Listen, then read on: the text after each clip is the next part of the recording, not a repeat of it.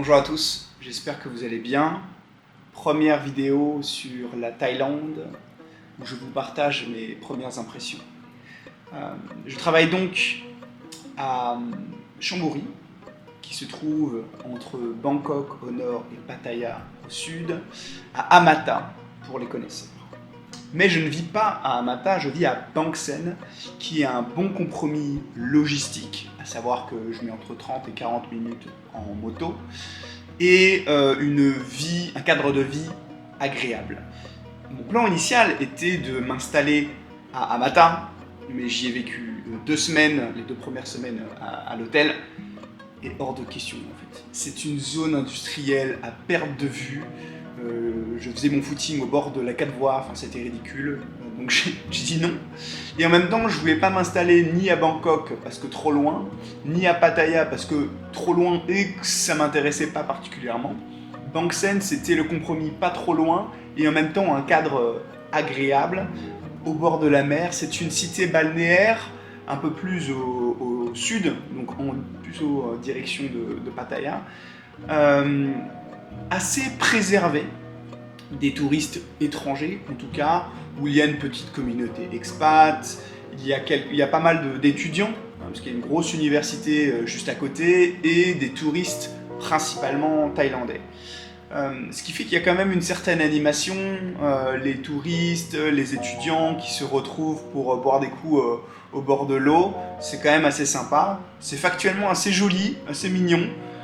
Il y a pas mal de choses à faire pour sortir, pour faire des activités nautiques, un peu de nature à côté.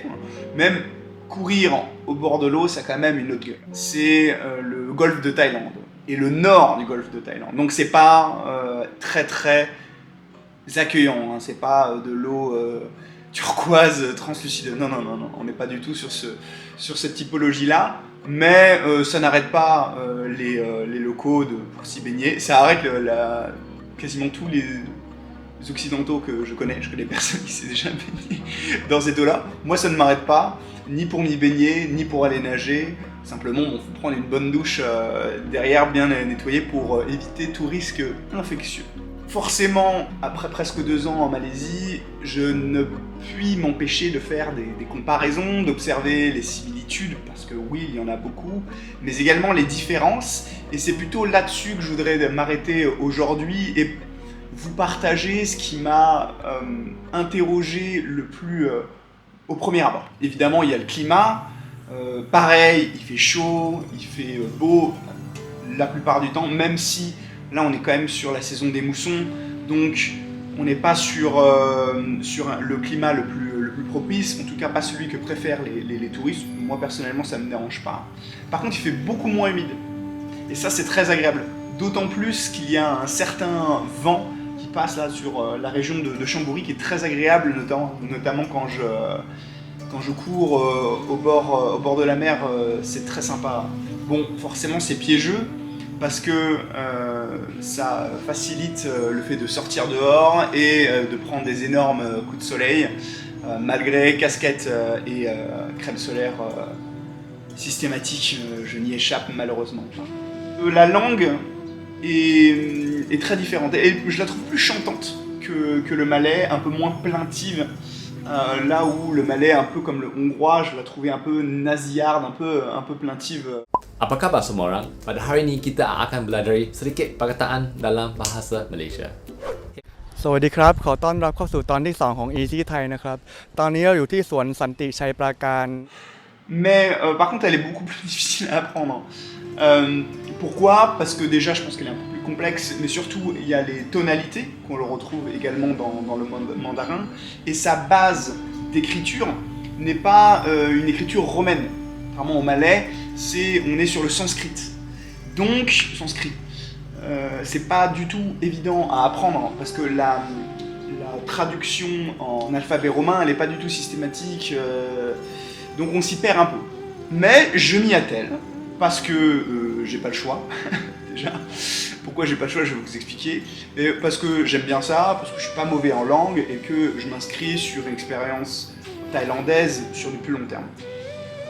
Pourquoi j'ai pas le choix? Parce qu'ils sont globalement assez mauvais en anglais, ce qui est d'autant plus choquant quand je reviens d'un protectorat britannique où tout le monde est bilingue à minima anglais, je parle même pas des Chinois qui parlent 4 ou 5 langues chacun, comme des langues maternelles, ce qui est complètement abusé.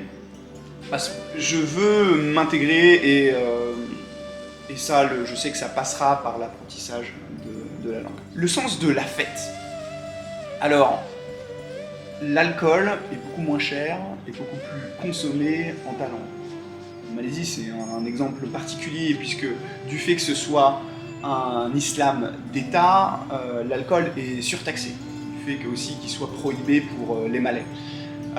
En Thaïlande, c'est beaucoup moins cher, les gens consomment beaucoup plus facilement, ce qui change complètement l'organisation de la fête.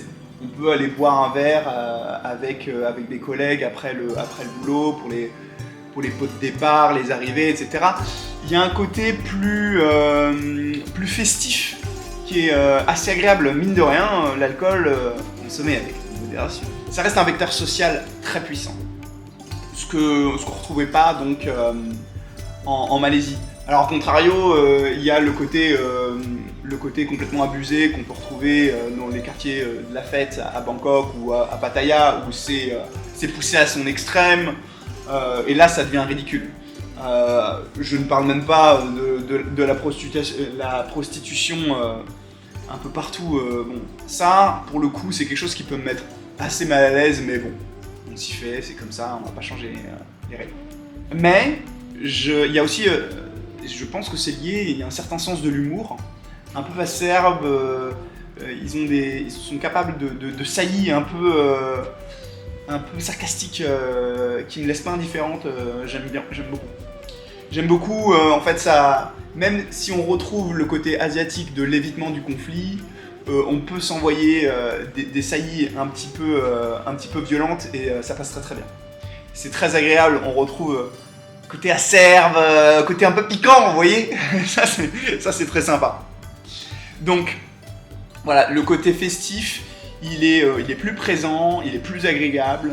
Il faut faire attention de ne pas s'y perdre, et notamment dans les paroxysmes sur les grandes villes ultra touristiques. Par exemple, là, à Bang Suen, et c'est le cas dans beaucoup d'endroits, on retrouve facilement des concerts en live quasiment tous les soirs de la semaine, dans quasiment tous les bars. Enfin, c'est très très agréable, ça met une ambiance bien particulière.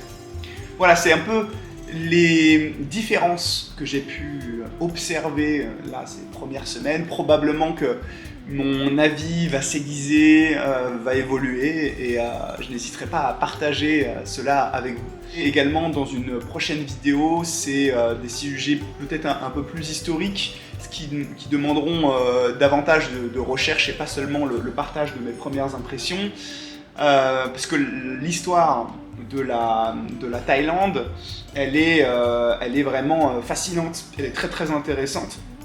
Vous parlez du protectorat malaisien tout à l'heure. La Thaïlande n'a jamais été colonisée par une puissance occidentale. Elle a abordé une stratégie différente, à savoir de cession de territoire. Je vous donne un exemple. En face de Chamboury, il y a une île qui s'appelle Koh Sicham, où je me trouvais le week-end dernier. Et j'ai appris que les Français, la marine française, avait envahi cette île pour faire pression sur Siam, donc l'actuelle Thaïlande, afin qu'ils nous cèdent des territoires qui étaient sous leur giron au Laos. Pourquoi ils ont choisi cette île?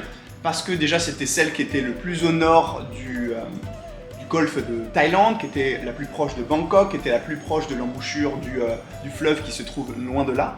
Et il y avait aussi une raison plus symbolique, un peu d'humiliation de Rama V, souverain à l'époque, puisque c'était sa demeure de retraite où il s'installait pour faire un peu comme nos anciens souverains pouvaient avoir des demeures d'été, ce genre de choses. Et on a eu gain de cause et on a obtenu les territoires escomptés. Donc voilà, c'est une anecdote représentative d'une histoire riche que j'aimerais bien vous partager, mais ce sera pour une prochaine fois. Ciao!